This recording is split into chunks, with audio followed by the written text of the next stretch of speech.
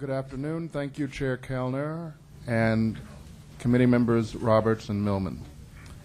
My name is Michael Henry Adams, and I'm speaking on behalf of State Senator Bill Perkins, who unfortunately is out of the country. 100 years ago, multimillionaire Andrew Carnegie generously gave the city an amazing collection of library buildings to serve every neighborhood. This priceless gift greatly enriched our great metropolis and helped kids like me dream big and to pursue our dreams, to prepare and pursue our dreams, and the library really changed my life. Today, city billionaires seem to be less magnanimous and more strategic. Their largesse seems contingent on making gifts that will, some way or another, turn around and make them even richer than they were. Yeah. This is what makes selling the Mid-Manhattan Library for luxury condos that will net developers 100 times more than what the city will make a bad idea. Similarly, gutting the stacks of New York's main library at 42nd Street, the People's Palace, is another idea that's not smart.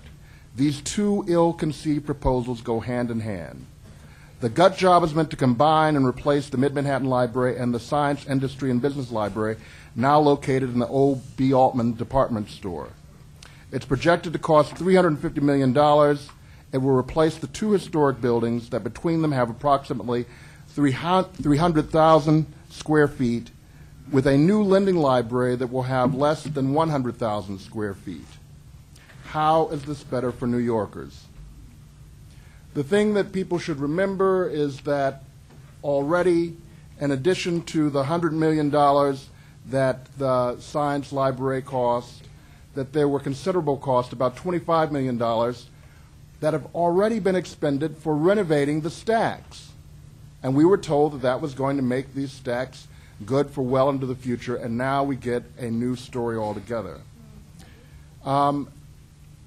It's been said that all over the city that there are libraries, including the Mid-Manhattan branch, the Donnell Branch, and even the 42nd Street Library, which are dilapidated and which are distressed.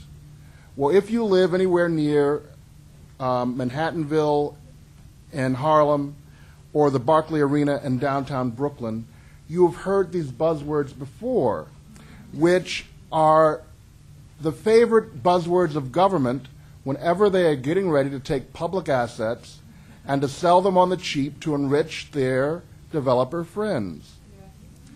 Now, so much of what I might have said when I thought I had 10 minutes has already been eloquently said by Councilmember James.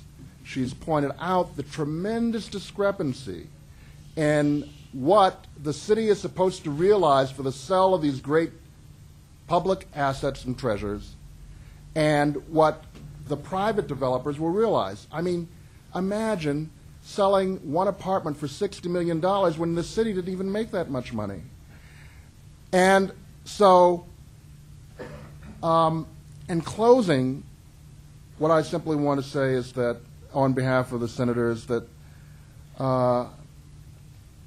the Pacific Branch Library was proposed to be moved into the basement of a condo tower. The library space was to be drastically reduced, but the condo building into which it would be put was meant to be granted a zoning variance, allowing it to be nearly double the size permitted for such a building as of right.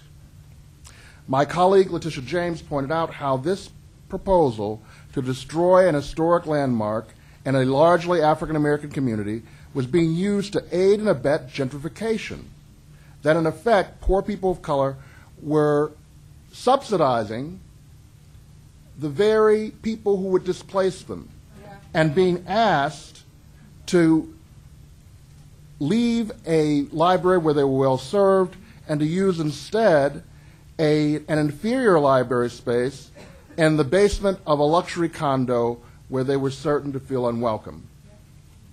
This is what the old song means about selling paradise to put up a parking lot. Only now it is a condo. What many of my fellow New Yorkers have shown, including Christabel Goff, David Levering Lewis, Simeon Bankoff, Michael White, and Arlene Simon, and Tish James, is that we don't have to take this kind of Robin Hood and reverse sell-off of city libraries lying down. Yes. What preservationists have taught me is that it's important to fight for landmarks because they can't be replaced by either something equal or, in most cases, even something close to equal to what we had before. The public schools and the public libraries of New York are our most special and treasured city landmarks. The 42nd Street Library is among our most treasured and irreplaceable landmark. So we must do two things. We must protect this great landmark, and we must make others understand that it is not for sale. Thank you very much. Thank you very much.